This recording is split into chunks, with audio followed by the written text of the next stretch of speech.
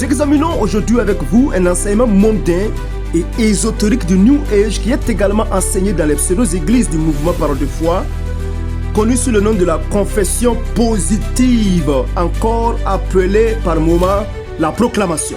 Nous rappelons que le mouvement du New Age et le mouvement Parole de foi sont deux faces d'une même pièce. Une face mondaine et une face chrétienne. Le New Age est un mouvement qui met l'accent sur le développement de l'individu. Il croit qu'il y a un Dieu intérieur en homme et il faut libérer ce potentiel humain à travers des pratiques comme la méditation, la parapsychologie ou l'astrologie.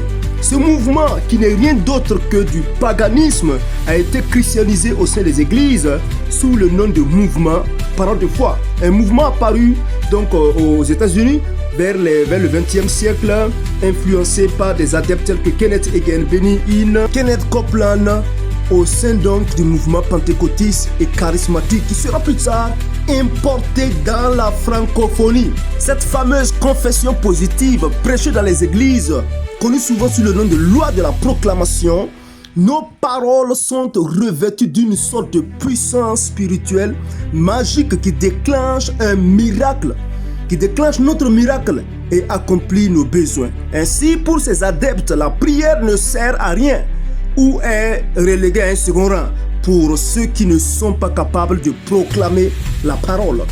Cet argumentaire tient bien sûr sur le fait que nous sommes des petits dieux en Christ. Ainsi, comme Dieu a créé le monde par sa foi, nous aussi nous devons avoir le genre de foi que Dieu possède pour créer aussi notre monde. Que dit la Bible ? La Bible ne reconnaît pas que nous devenons des petits dieux en Christ. Elle reconnaît qu'il y a plutôt un seul Dieu. L'Éternel, votre Dieu, est un, nous dit la parole de Dieu dans Deutéronome chapitre 6, verset 4. L'autodivination prônée par les faux docteurs tient sur une mauvaise interprétation des passages bibliques tels que le psaume 82, verset 6, qui dit ceci: j'avais dit, vous êtes des dieux, vous êtes tous des fils de Dieu, des fils du Très-Haut. Les prédicateurs donc de la doctrine des petits dieux, comme on le dit en anglais, Little God's Doctrine, interprètent mal ce verset et disent que les croyants en vertu de la rédemption en Christ, les croyants deviennent des dieux ou des petits dieux. Ils partageraient la nature divine au point d'avoir des pouvoirs de création, des pouvoirs créateurs comme Dieu lui-même. Et comme Dieu ne prie pas, et aussi n'ont pas besoin de prier. Il faut juste tout faire par la parole. Il faut proclamer tout à l'existence comme Dieu. C'est une grave hérésie qui porte atteinte aux Saintes Écritures. Examinons de près le contexte donc de ce passage scriptureux. Ici, Dieu s'adresse à un conseil d'autorité humaine, les juges, les rois, les responsables, qui agissaient sous une autorité que Dieu les a déléguée dans la société, d'où l'appellation de façon figurée ou ironique Elohim, qui veut dire simplement Dieu au pluriel. C'est-à-dire qu'ils sont chargés de représenter la justice divine dans la société.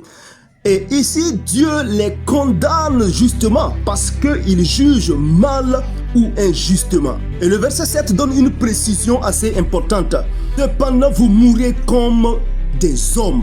Voici qui est bien clair, ce sont des mortels, donc des humains. Ce verset nie donc toute prétention à une nature divine que posséderait l'homme, puisque Dieu est immortel. Jésus reprendra cette citation dans Jean chapitre 10, verset 34, utilisant ainsi un argumentaire rabbinique pour démontrer aux Juifs qu'ils ne connaissent même pas leur propre loi. Un autre verset utilisé pour défendre la doctrine des petits dieux, c'est dans Genèse chapitre 1, verset 27, où la Bible dit que Dieu créa l'homme à son image.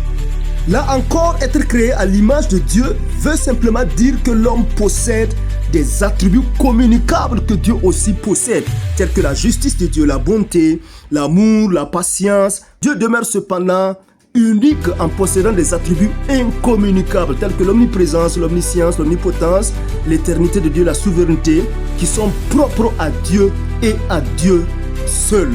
De plus, l'homme possède la raison et donc la conscience, chose que les animaux, bien sûr, ne possèdent pas. Un autre verset utilisé hors contexte est celui de 2 Pierre chapitre 1 verset 4 où la Bible parle disant que vous deveniez participants de la nature divine.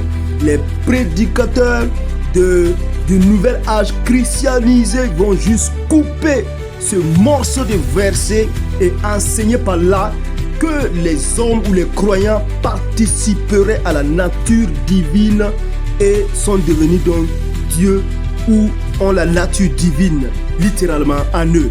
Ce raisonnement est une lecture déformée et mystique du texte. Ce verset ne veut pas dire que nous possédons des attributs incommunicables de Dieu, mais veut simplement dire que nous sommes unis à Christ. Nous recevons aussi la vie nouvelle qui est divine à sa source, mais non divine dans notre nature. Jacques Calvin dirait à propos que participer à la nature divine signifie que nous sommes rendus conformes à l'image de Dieu, non que nous recevions une substance divine. Pourquoi les prédicateurs de ce mouvement de la fausse doctrine des petits dieux s'acharnent pour démontrer que les croyants sont des petits dieux en Christ? Parce que Dieu seul ne prie pas. Parce que le but c'est auto-diviniser l'homme et lui donner donc un certain nombre de pouvoirs qu'il serait à même d'utiliser sans faire recours à Dieu. Par exemple, le fait donc de nier la prière, puisque Dieu seul ne prie pas. Par voie de conséquence, la prière est déléguée donc au second rang. Si vous êtes Dieu, vous n'avez pas besoin naturellement de prier. Vous devez simplement créer, proclamer, décréter et amener les choses à l'existence comme vous voulez par cette force ou cette énergie intérieure que vous avez en vous. Et c'est exactement ce qu'enseigne le New Age christianisé. Ce n'est pas du christianisme, c'est du mysticisme, du spiritisme, de l'ésotérisme. En un mot, du satanisme. Oui, n'est-ce pas que Satan avait promis aux premiers hommes, vous serez comme des dieux. Genèse chapitre 3, verset 5. Ceux qui cherchent à être des petits dieux ont cru à l'évangile selon Satan. C'est un mensonge du diable. Dieu seul peut créer. Le fait de créer à partir de rien, c'est une création ex nihilo comme on le dit. Dieu seul peut créer à partir de rien. Nous créons à partir de quelque chose.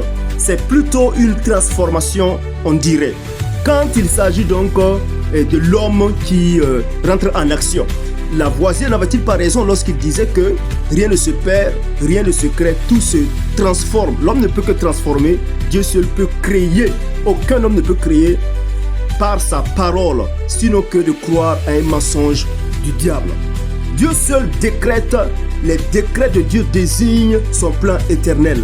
Les décrets de Dieu sont éternels, souverains et immuables. Aucun homme n'a le pouvoir de décréter, de créer ou d'amener des choses à une existence par la puissance de sa parole. Soyez bénis et restez connectés pour plus d'enseignements centrés sur la Bible. Shalom chez vous.